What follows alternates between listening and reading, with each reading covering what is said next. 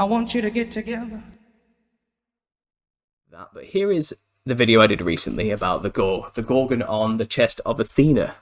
And I'm still blown away now at just how much like a modern day clown this thing looks. I mean, come on.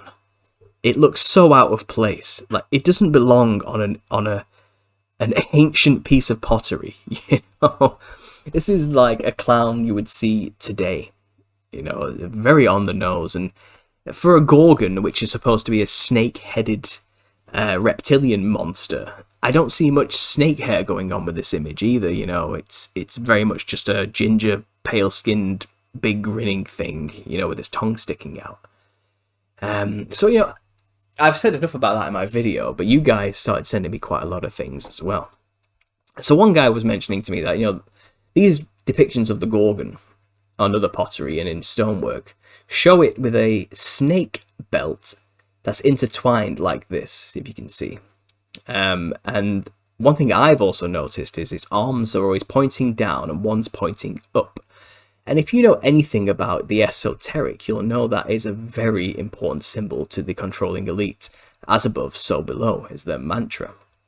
And this thing is often depicted in an as above, so below position. So if I just type Gorgon in the search here, and let's just find a plate that has the Gorgon on it.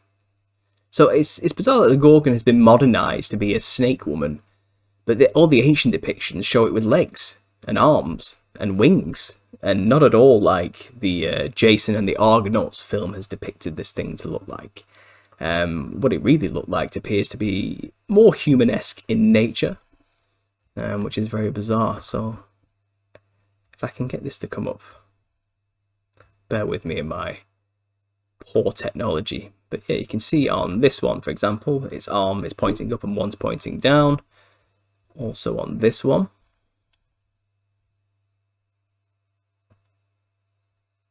You can see it here anyway, so as above, so below. It seems to be a common position we see the Gorgon holding itself in, with this big, wide, creepy smile going on every time.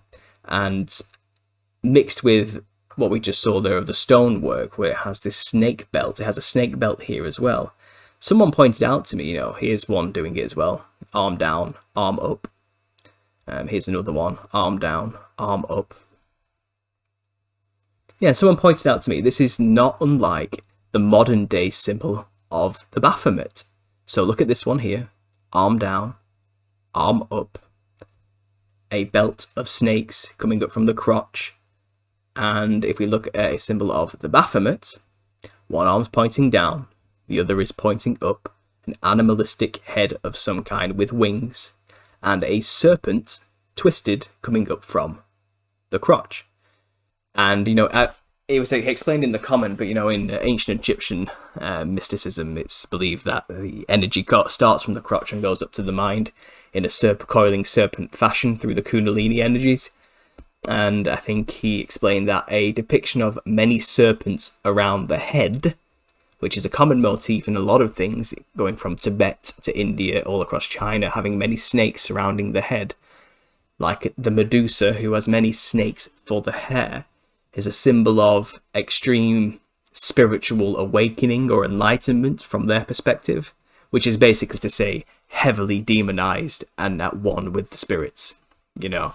And if you look at Baphomet here, which is a modern satanic depiction of a clearly, obviously satanic god, and then we look back at depictions of the Gorgon, the motifs are, well, they're uncanny. They are the same. They're the same thing. So Gorgon in stone is the most clear depiction I've found.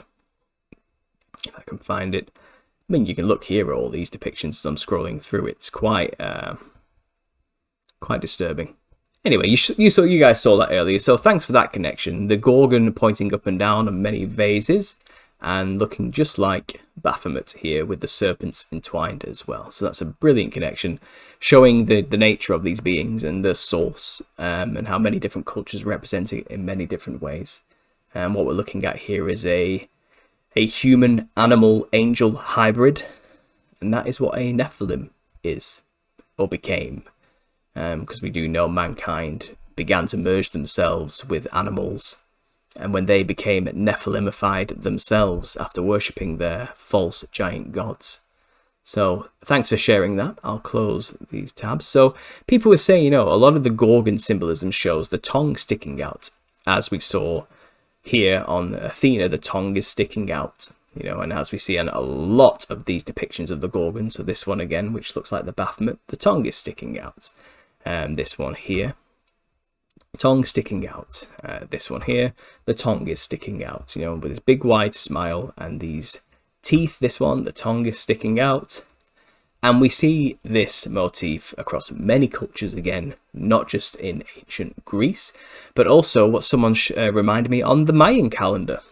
So we have this being in the center of the Mayan calendar who has his tongue sticking out, very Gorgonesque, surrounded with serpents and dragons. The feathered serpent, as it was known as, Quetzalcoatl is one example of that from Aztec and ancient American cultures. But here we have a Gorgonian all the way on a different continent in the Americas. The same entity that we see here. No different. It's the same thing.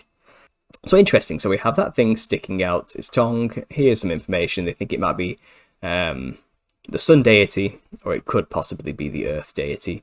They don't really know. They've just made an assumption there. So there's the Gorgonium again. And then we have here the Japanese demon masks. The Oni, and I mentioned this in my video, but this looks to me just like a Gorgonian. Similar motifs, the buck teeth, the wide grinned smile, the creased face. This one has more horns going on it, but I'd say that is not dissimilar from the Gorgon here, or the Mayan Aztec Gorgon in the center of this, all the way to another country here, on another continent again. And then someone from this mentioned to me Tengu. This is the one. And this is a common mask worn to represent a specific demon, and it's the demon Tengu. I'm not going to go into too much details about what it represented, but it's a very common demon of folklore of Japan. And look at the big, long, red nose. Here's more ancient vintage mask, And this is very Gorgonian-ish, It's got the same kind of Gorgon features, the wide grin with the boar-like bucked sharp fangs, the angled eyes, the big wide jester-like grin. But this one comes with this really ridiculous long nose. And I'm wondering, is this a motif that was taken and then put into the amalgam that we call today the modern clown? Is this the source of the big red nose? And this reminds me of the masks worn by people at the festival of Basel. These people come out wearing these giant nosed, wild-haired, white-faced masks, and the big red nose is a motif there, and actually it's very similar to what you see here in the Tengu masks from the Japanese folklore and culture. So maybe this is the source of the red nose.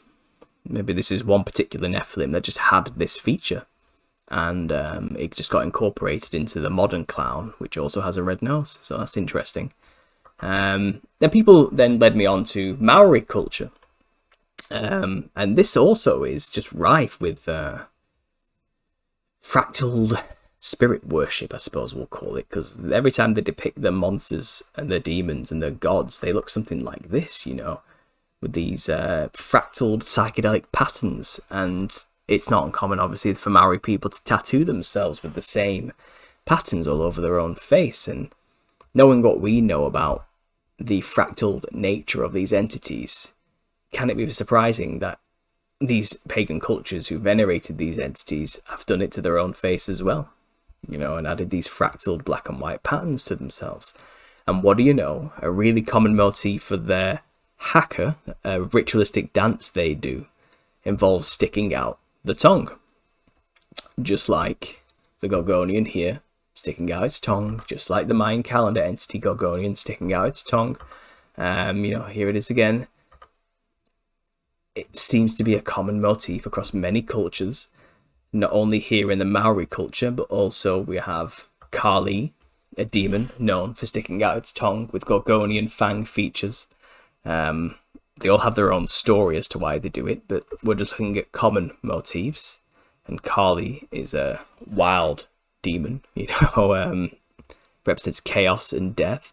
This one's very Gorgonian in nature, with the tongue sticking out. So I just thought it was fascinating, this common motif of the tongue sticking out.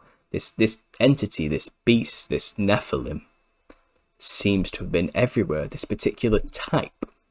I'm not saying they all looked like this. They all, I believe, mainly were just giants with white skin and red hair, but there seems to be these variations that come down through time that we see across cultures. So here's another example of the Haka in the Maori culture doing this. And they have this black and white patterned thing going on with their clothing and the face makeup and the artwork and the designs. Here we have the tiki mask, again, which is, I believe, from Hawaiian culture. And if you look at this, this is also very Gorgonian in nature, some of these things. The big wide jester grin, the wild crazy colours. And these represent their gods.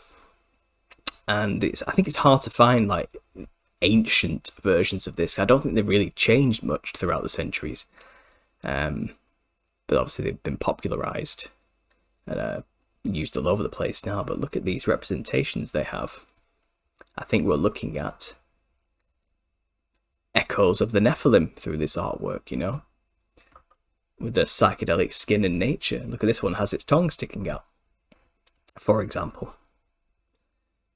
Really common motif. And I thought this was fascinating as well. And no, I've covered countries that are so far removed from each other with vast oceans between them. And to have such commonalities, but not have a shared culture or knowledge of each other during this time, supposedly, is just unbelievable, But when you know that this incursion happened globally at the same time, it's not surprising we're seeing the same stylistic aesthetics across multiple cultures, because they all dealt with the same entities. They all had to deal with the same issue of the Nephilim being on the earth. And maybe they individually didn't realize it was going on anywhere else at the time. They all had to deal with it personally, and they all created their own religions based on these entities and their own aesthetics and their own way of venerating them and their own styles.